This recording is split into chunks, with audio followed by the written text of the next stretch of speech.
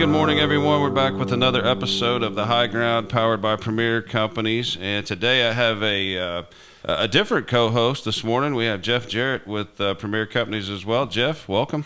Oh, thank you. Good to be here. Yeah, give us a little background on yourself. Just tell us what you do and what your history is and any dirty secrets that the public may want to know. Well, I came to Premier through the White River merger. Been with the co-op for about 4 years now, going on 4.5. My background has been fertilizer. Spent about 15 years in the chemical industry, and then the rest of my career has been mostly on the fertilizer side. So at Premier, I buy fertilizer, charge of procurement, and then also work with the operations side. Great. Well, glad you're here. Thanks for filling in this morning. And to stay in that same vein of fertilizer, we have a call-in guest with us today. We're really excited to introduce Josh Linville from StoneX with us, and he's joining us Zoom after a long night of travel. So thanks for being with us. And so, Josh, without further ado, go ahead and give us a little introduction on yourself, and we'll jump into some questions because I know fertilizer volatility is on everybody's mind. Yeah, for some reason, all of a sudden, fertilizer is the what everybody wants to talk about for some reason. I can't tell why. Lucky you. Yeah, no doubt. Everybody's like, wow, you got in the right place at the right time. I'm like, God, this isn't exactly how we imagined getting here, but I guess the destination's worth it. or in other words, you got the short straw. So That's right. That's right. No, so my name's Josh Linville. I'm the director of the fertilizer division at StoneX Financial Inc. I've been in the industry now for just about 20 years. And, I guess one of the things that we have been doing is just trying to kind of bring a unique point of view and a different approach to the marketplace. In my career, I've worked for a company that was based here in the U.S. and dealt really, really well with logistics. I got a really intimate look at the U.S. from that perspective, dealing with those manufacturers and retailers. Worked for a company in Wichita, Kansas. You can figure that out pretty quick. That was a nitrogen producer. Got to see the market from their point of view. Jeff and I actually worked together at Trammo, the largest international trader at the time. And then just before coming to this role, as the general manager of trade down in Melbourne, Australia, for a company called Emerald Australia. And after that, got a great look at the international market, how supply chains work, how different producers work, things like that. But decided a little too far away for the family, came back here, started here, and just been trying to kind of lift the lid on how does the fertilizer market work? How do different things around the world change things? How do prices move? Fertilizer is one that's pretty infamous for not giving a lot of information on the marketplace. And it's one of the biggest inputs into most of the farms out there. And it's about time we lift that lid. It's about time we start educating the marketplace. Here's what's happening. Here's why it's happening. May not always like the story. That's kind of been the game of 2021 and a little bit of 22, but we've got to start learning this stuff. We got to get that information out there. Well, great. Well, again, we are glad that you are here. So let's just stay in that international vein of conversation. And so, what is affecting us globally? We see a lot of headlines out there, things such as natural gas prices in places other than here. So, what all is going on? Yeah, from an international perspective, there's several things. One of the biggest ones that's an ongoing situation is in the European Union. Their natural gas values are sky high right now. And that's one of the biggest inputs to produce nitrogen fertilizer. So, of course, when that cost goes up, so does the cost to produce things like urea and UAN and anhydrous. So in the EU, they're very, very dependent on Russian gas. And they're getting into a little bit of a tuffle, I guess you could sit there and say. And the price of natural gas has gone from, let's say, $5, $6 an MMBTU equivalent to we've seen it as high as $55, $57 an MMBTU. And that price has stayed, really, really high. In the future, show it staying there all the way through the rest of this year. What that means for the fertilizer market is it costs too much to make fertilizer and make money at today's values. So we've lost a pretty good chunk of European production, and it looks like it's going to stay that way for a while. Talking about Russia. They're amassing a huge amount of troops on the Ukrainian border. And now all of a sudden the world's starting to step up and say, we're not going to allow this. This is a very, very low probability that they're going to invade and we're going to get into an all-out war with Russia. But if we do, we have to think about Russia's importance on the fertilizer marketplace. They produce a lot of potash and phosphate and nitrogen. And frankly, if I'm at war with a country, the first thing I'm going to do is I'm going to shut down those ports. I'm going to shut down your economy. I'm not going to let a ship of anything leave your country. That will include fertilizers. And then you start looking at China and their role in global exports. Of course, their government has come out. They've had their own energy situation. They have shut down all the exports of phosphate and nitrogen. It just, 21 will go down as a year of black swan events, perfect series of events. It's just one of these things that if you went back to last January and said, here's all the things that are going to happen, you'd literally just close up this thing right now and said, yeah, thanks for having me on, Josh. This has been a great. You hop off and say, this guy's lost his mind. But that's exactly what happened, right? It was just one after another after another.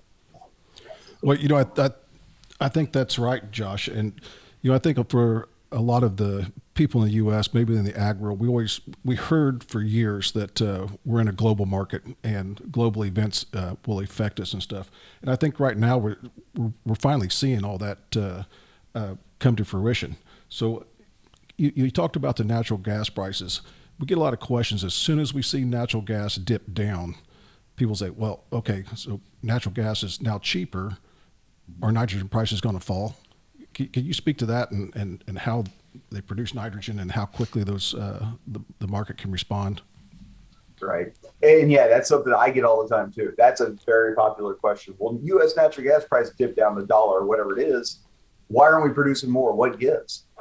And that's a great thing to be looking at. And that gives you a sense that people are actually looking at what's happened in the past and they're trying to learn and see what actually moves things. That actually shows you an appetite for learning in this industry. And it's been there for a long time. The problem is the issue for nitrogen, for example, hasn't been based here in the U.S. The price of natural gas going up or down is just the difference between these manufacturing companies like CF and Coke and things like that. If the price of natural gas goes down, they're still producing the exact number of tons. Their output is the exact same. It just means that their margins are up and they get to go buy a nicer yacht next year when the bonus time comes around. And if the natural gas price goes up, they're not making quite as much as what they were before. Still, don't worry. They'll still buy the yacht if the price goes up. It's just not going to be quite as nice of a yacht. It's the internet. The problems have truly been international. And that's where we've got to sit there and get this thing figured out. We've got to get production back online. We've got to get demand back down to normal levels. We've got to find normal again. And we haven't seen normal for quite some time. Well, you mentioned some of the countries like Russia, but here in the U.S., can't we just rely on Canadian potash and have domestic nitrogen production, and we can produce phosphates out of Florida and the Carolinas? So, I mean, we're pretty insulated from the world markets, aren't we? Or can we do enough to supply all of our needs? Simple answer, no. Nitrogen is a really good one. Urea specifically.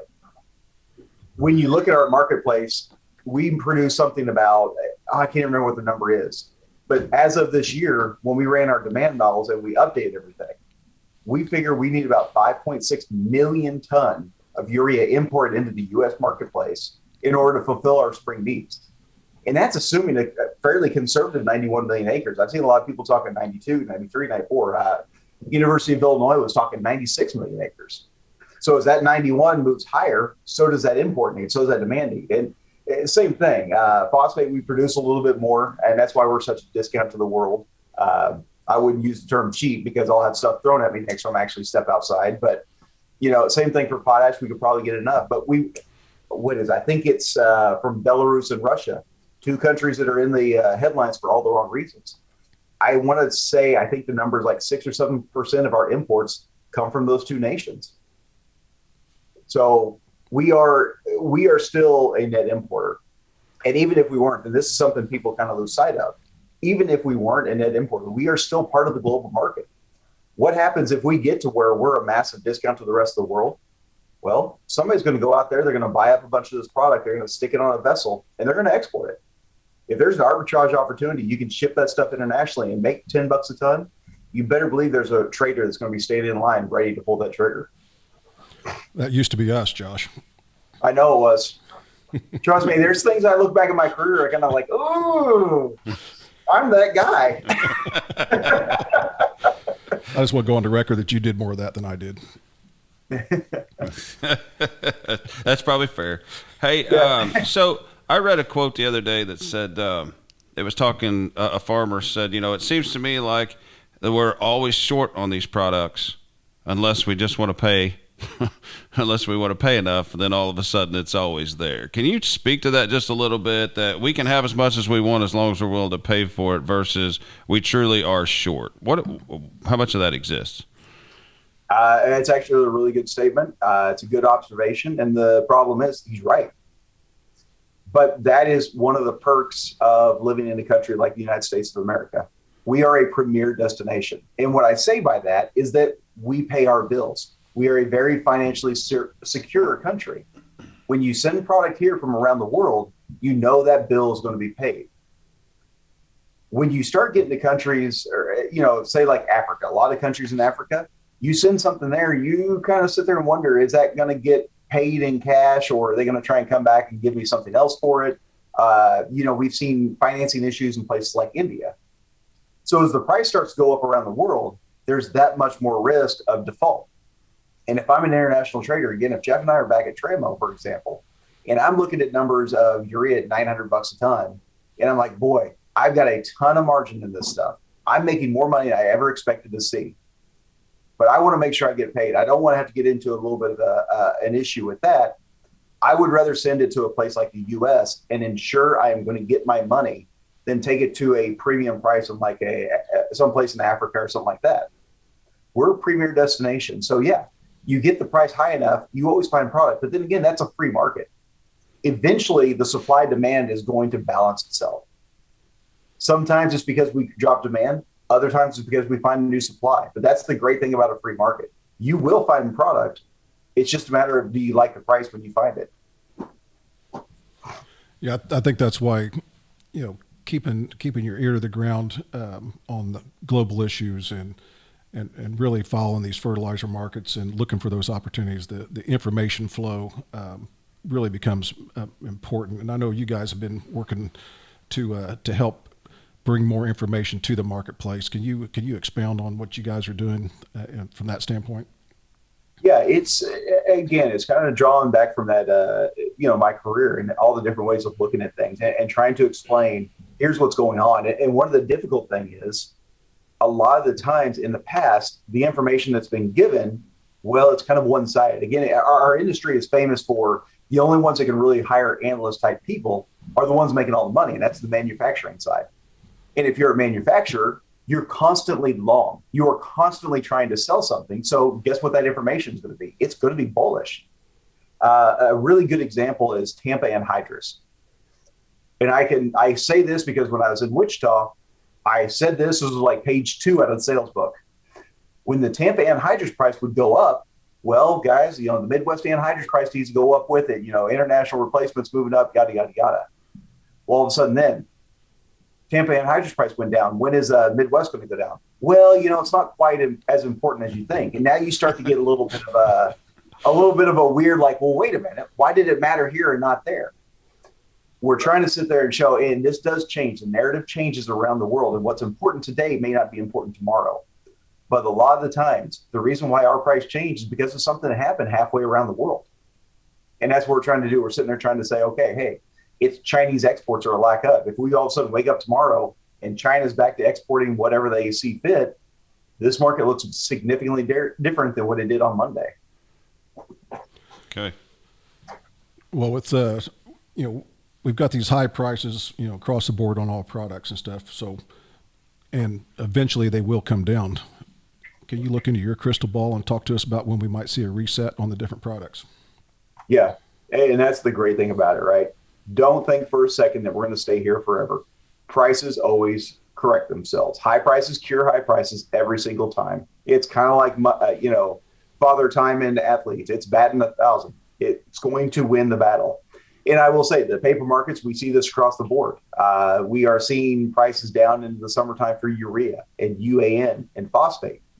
The market is anticipating prices dropping by the time we get to those hot, dry summer months. But the problem is we've still got a little bit of an issue we got to deal with getting into the spring. We got some supply availability issues we got to get through. We got logistics we got to get through. River flows is an issue we're not talking a whole lot about, but we probably need to start talking sooner than later.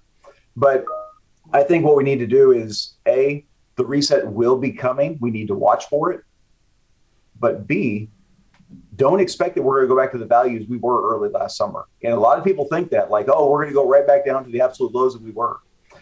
Unfortunately, there's still a lot of issues. The globe is still very, very tight product.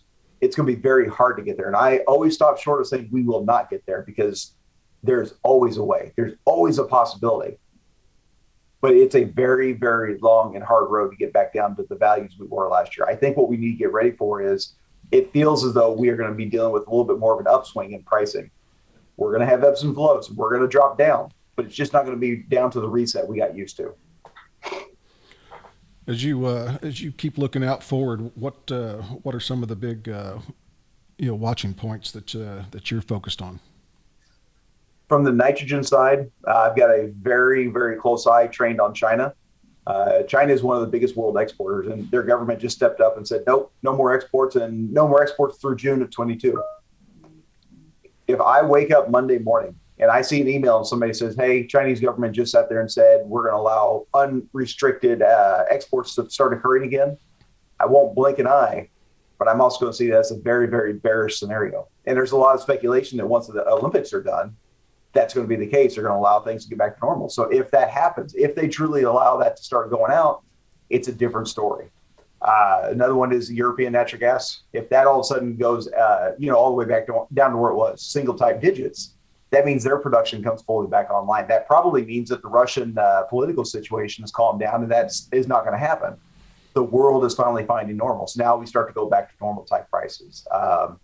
Same thing for potash. Keeping a very close eye on Russia and Belarus. Few people know this, but those two countries alone account for almost a third of the global operating rate of potash. So right now, prices are kind of staying up because we don't know what those two nations are going to do. We don't know if they're going to invade Ukraine or what they're going to do. So that's a little bit of a nervousness. But if we can get that situation go away, that helps. And then phosphate, same thing. It goes back to China. We need those exports. They are a major, major exporter. I think 1/3 of global exports come from China.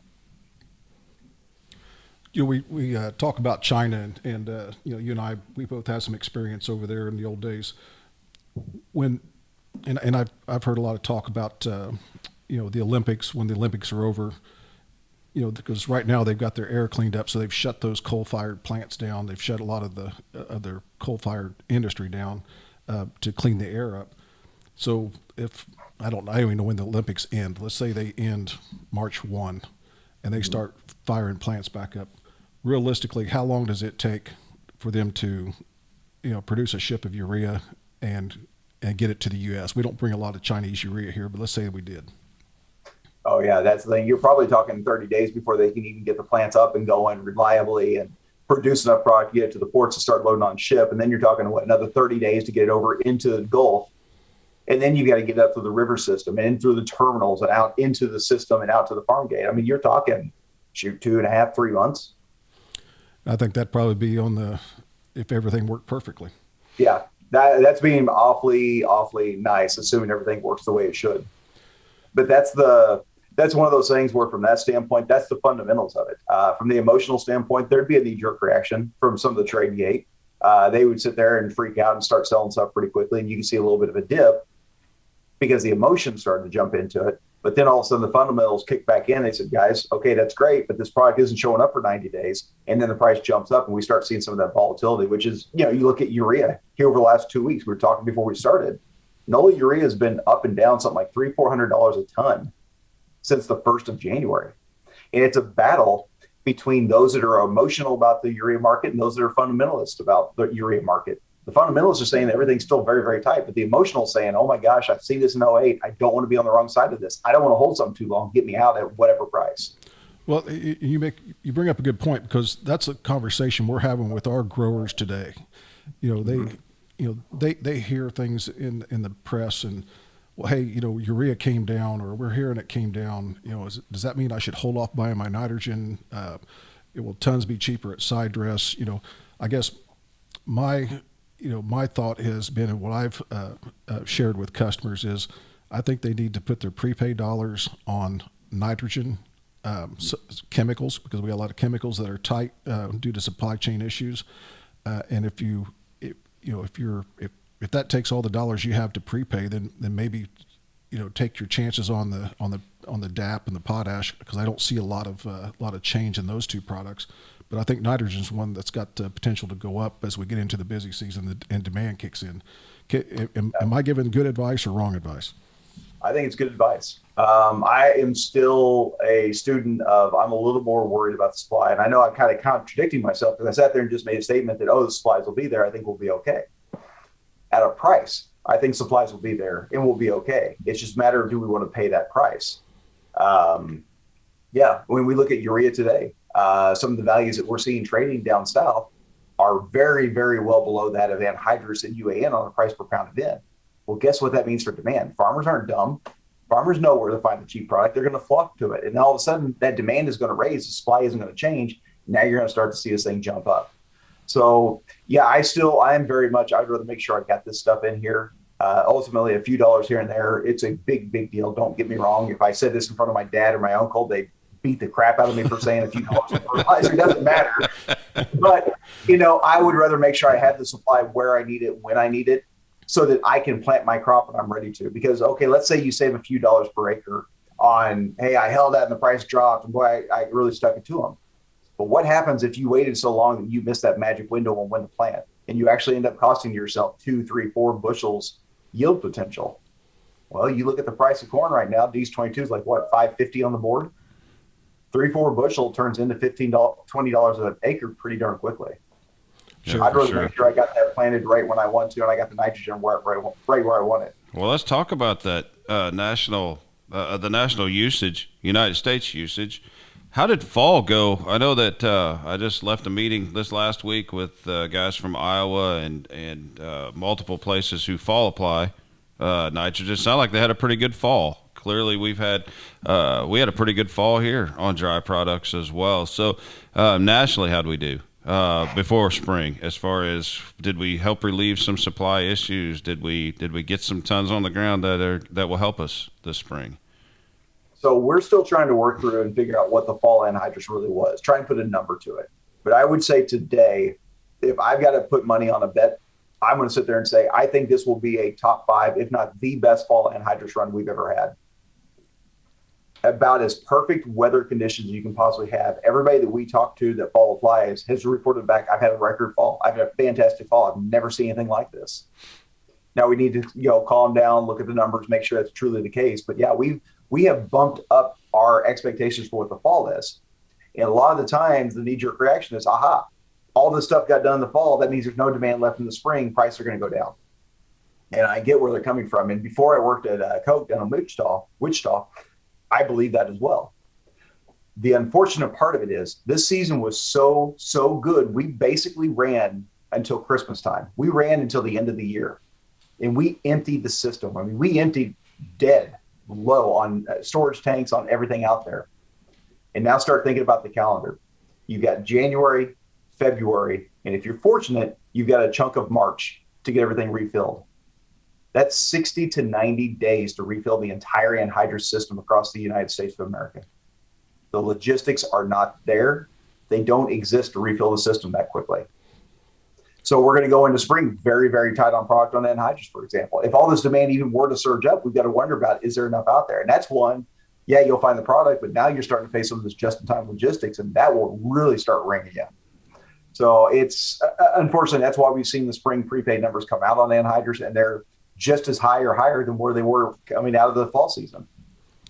Well, I think that's why we saw the producers, when they finally did get around to offering us a prepaid price for spring, they also told us how many tons they would sell us. In the past, it was just a price, buy all you want. This year it was, here's the price, and oh, by the way, here's the volume we would offer at that price. Mm-hmm.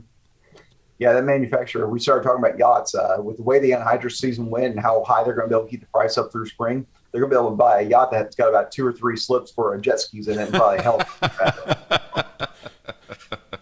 They're having a very good year. They probably won't invite us to come, play on their yacht either, will they? I can guarantee they'll probably send me a picture of one, and with them in the background flipping me off. Oh my!